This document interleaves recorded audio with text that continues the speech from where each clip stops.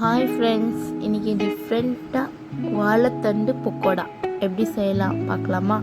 ரொம்ப easy, taste அல்டிமேட்டாக இருக்கும், ரொம்ப ஈஸியாக இருக்கும். வாங்க என்னென்ன தேவைன்னு பார்த்துடலாம். வாழைத்தண்டு குட்டி குட்டியாக அரிஞ்சு வாஷ் பண்ணி வச்சுருக்கேன். 2 ஸ்பூன் கடல மாவு சேர்த்துக்கலாம்.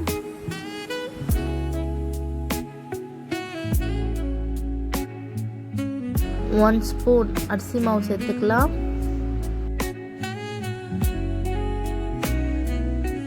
1 ஸ்பூன் கார்ன்ஃப்ளவர் மாவும் சேர்த்துக்கலாம். 1 ஸ்பூன் மிளகாத்தூள் சேர்த்துக்கிறேன். நான் கொஞ்சம் உப்பு சேர்த்துக்கிறேன், டேஸ்ட்டுக்கு தேவையான உப்பு எல்லாம் சேர்த்து நல்லா கலந்துக்கலாம். இதுக்கு நம்ம தண்ணியே சேர்க்க வேண்டாம், அதுலேயே தண்ணி ஈரப்பதம் இருக்கும், அதுவே நல்லா மாவு அப்சர்வ் பண்ணிக்கும். நல்லா நம்ம கலந்துகிட்டே இருந்தால் அதுலேயே நல்லா அந்த ஈரப்பதத்தில் மாவு நல்லா ஒட்டிக்கும். பார்த்திங்களா, நல்லா கலந்தாவே இந்த மாதிரி ஆகிடும். நம்ம தண்ணியே சேர்க்க வேண்டாம். இதில் எண்ணெய் நல்லா ஊறட்டும், மூடி வச்சிடலாம். அதுக்குள்ளேயும் நம்ம எண்ணெய் சூட் பண்ணி வந்துடலாம். எண்ணெய் நல்லா சூடாகிடுச்சு. இந்த டைமில் நம்ம போட்டுக்கலாம்.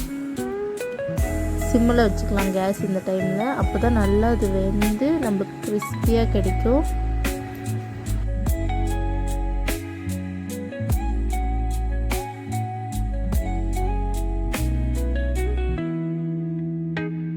நல்லா நம்ம கலரிட்டே இருக்கணும். கொஞ்சம் கருவேப்பிலை சேர்த்துக்கிற ஃப்ளேவருக்காக நல்லா ஒரு ஸ்மெல் வரும்.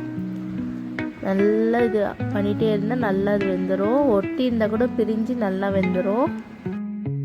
இந்த டைமில் நம்ம எடுத்துக்கலாம். எடுத்துகிட்டு வேறு பிளேட்டில் ஷிஃப்ட் பண்ணிக்கலாம்.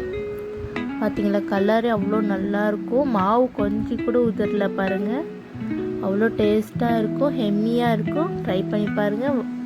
குட்டீஸ்க்கும் நல்லா ஹெல்த்தியான ஸ்நாக்ஸ் கொடுக்கணுன்னா இந்த மாதிரி கொடுங்க. தேங்க்யூ, பாய் பாய்.